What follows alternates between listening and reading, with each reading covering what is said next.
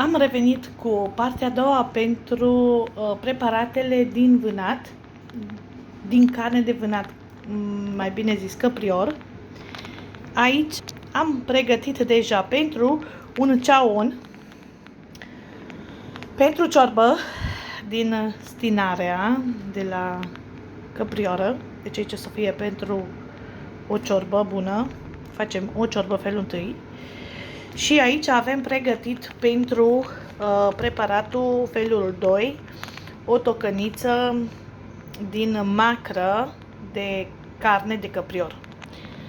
Avem aici 5 cepe, dar nu o să le punem pe toate, o să alegem doar 4 cepe, să vedem la câtă carne avem, 2 ardei, 2 morcovi, vom avea extra țelină cu pătrunjel, usturoi și un suc pulpă de roșii. Normal, eu roșii, dar nu am găsit în perioada aceasta și am ales să folosesc bio-tomate. Ciorba noastră fierbe. La sosul de căprior, eu folosesc unsoare proaspătă de porc. Îi dă un gust senzațional. O să folosesc nu prea mult pentru că nu ne place să fie gras. Cam 2 lingurițe maxim, așa, după ochi, de unsoare, la care tăiem ceapa. Avem 3 grăute de usturoi, tăiem ardei, 2 ardei, avem morcov.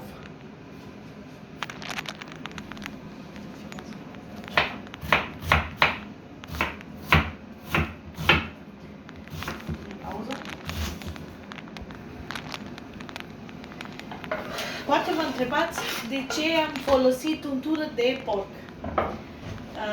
Eu folosesc untură de porc pentru că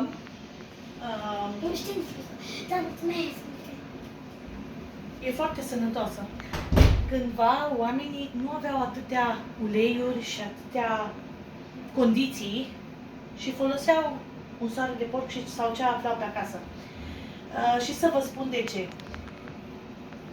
Să știți că cu unsoarea de porc eu am slăbit 13 kg. Normal, în mâncarea asta o poate mânca orice om. Și cel care e la dietă și cel care nu e la dietă. Pentru că știți cum este vorba aceea, cui pe cui se scoate. Eu folosesc foarte multă unsoare, foarte multă grăsime. Și cu această grăsime eu slăbesc, să știți. Dar, pe lângă această grăsime, mai folosesc un produs de la Regenor, de la Biocom, Regenor se numește. Așa, să vă spun. Care, mie cel puțin îmi funcționează foarte bine și datorită acestei diete cu Regenor, i-am slăbit 13 kg.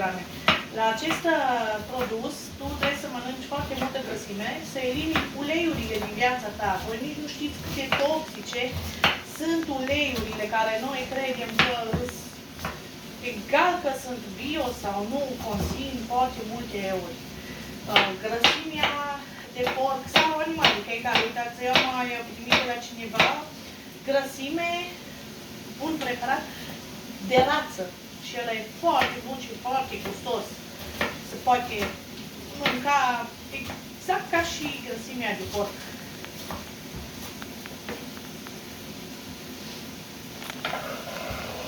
Și avem ceapa.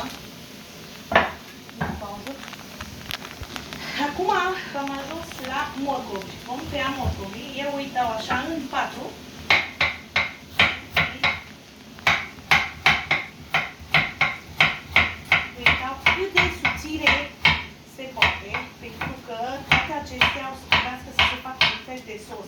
Deci, astea după ce contact cu carnea, până să ajungă la consum, trebuie să se facă un fel de pastă, un fel de sos. Și atunci eu toate le dau foarte mărunt, cât pot eu de mărunt. Vă spuneam de produsul care eu îl folosesc pentru a slăbi cu grăsimea. Este acesta. Nu e rău deloc. Conține extracte din acum trecem la partea de apei, din grefuit alb, lămâie și mentă. E foarte bun la gust, te ajută să te detoxifiezi normal, să elimini toxinele, dar consumând foarte multă grăsime.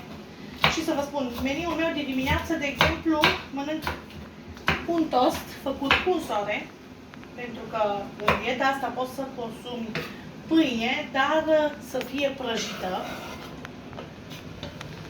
Aici am pus toate legumele. Cu soare și cu salam fac găsat la un subiect, la altul v-aș povesti atâtea de multe, dar într-un alt vlog despre dieta mea. Acum să revenim la preparatul meu din vinat. Poate m-ați văzut mai dinainte că eu luam ceva de pe ciorbă. Da, uitați, când fierbe ciorba din cauza carnei, lasă o spumă pe care eu nu o consum. Asta cu o sâtă sau cu o lingură. Dar să aveți grijă să nu o luați separat. Este cel mai bun. Eu nu o consum. Să o pun aici. Pentru că o arunc. Și după ce începe să fiarbă la ciorbă, da, o să adăugăm capacul și o să lăsăm la foc mic să fiarbă.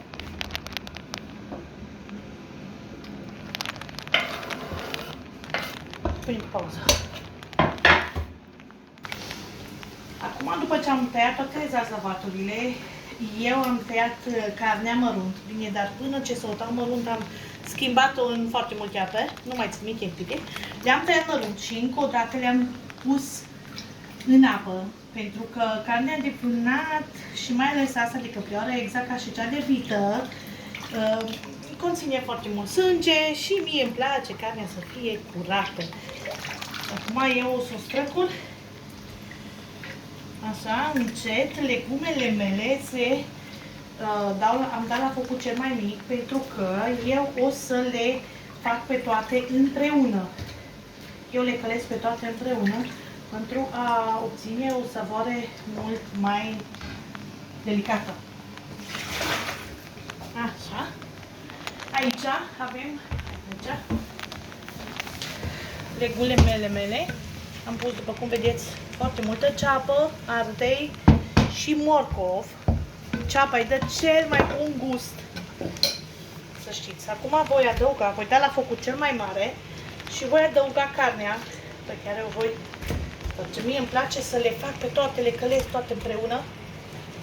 Pentru că dă o savoare extraordinară de bună. Să știți un lucru, cu cât le căliți și le dați o culoare,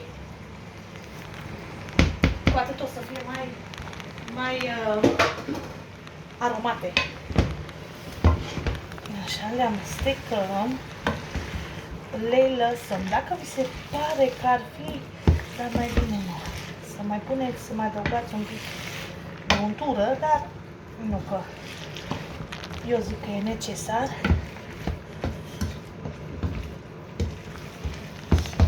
Așa. Le lăsăm un pic să prindă, să se schimbe la culoare. După ce carnea mea s-a schimbat un pic la culoare, acum eu voi pune condimentele. Le voi condimenta cu delicat un pic de sare, piper, paprika. Aici avem usturoiul și cu pătrunjel, pic de țelină și cimbru. Puțin cimbrișor voi pune de gust. Și nelipsita foaie de dafin. Așa. pune un pic, pentru că bucățica mea conține un pic de chili, nu voi pune prea multă. Delicat voi pune mai multe lingurițe. Cantitatea eu o pun după ochi. Piper la fel voi pune puțin.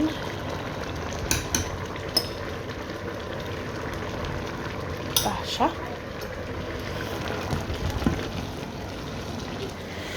După ce am adăugat toate acestea, le vom amesteca și vom adăuga apa care să treacă peste ea.